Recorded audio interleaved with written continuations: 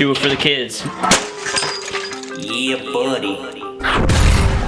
What is up, meat wallets? Today I'm going to do a quick review on a game that I just finished, Dying Light. I played it for the PlayStation 4. It is an open world survival horror game, and this puppy is bad ass. Check it out. Dying Light is a first-person survival horror game developed by Techland and published by Warner Bros. Interactive Entertainment.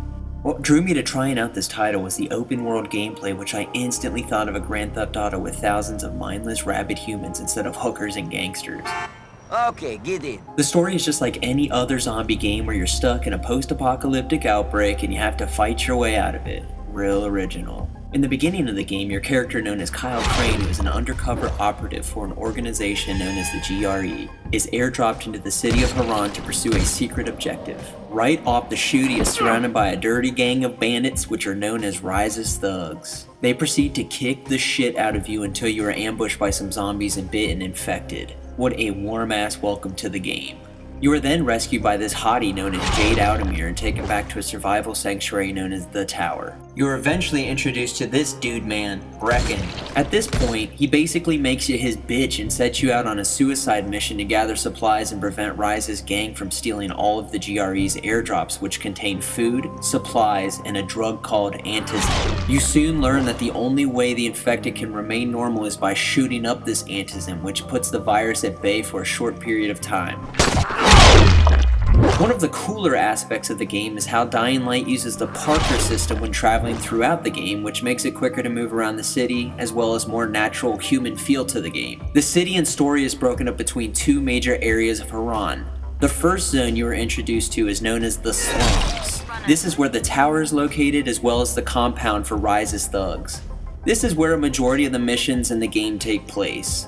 Later in the story, you get introduced to a second zone known as Old Town, which is basically the Beverly Hills of Haran, where you will carry out the final missions of the game and eventually come face to face with Rise himself. Also in the game, it runs on a dynamic day-night cycle in which at night the zombies get mean.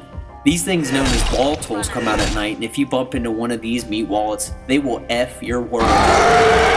A cool aspect of the dynamic night and day cycle is that you gain twice the experience points when you ward off zombies at night as opposed to the daytime.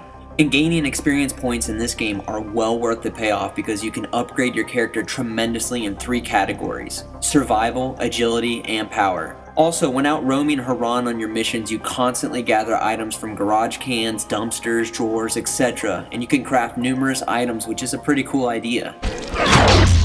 A few bad points in the game would be that some of the missions you are set out on do kind of drag the story along, and some are boring and time consuming. For example, when you constantly are climbing electric towers to turn the power on and it takes 15 minutes to climb one tower. It felt like the first Assassin's Creed and I thought it was never gonna end. Also, I was indifferent about the weapons always breaking, then you use them and you had to constantly repair them with metal parts you had to gather from the map. I mean, I can see how it makes it a little more realistic, but still, I don't understand how a small piece of metal is going to fix a bent police battalion. Really, all in all, this was an entertaining game and relatively had smooth controls, and I would recommend someone to try it out if they were into this genre of games.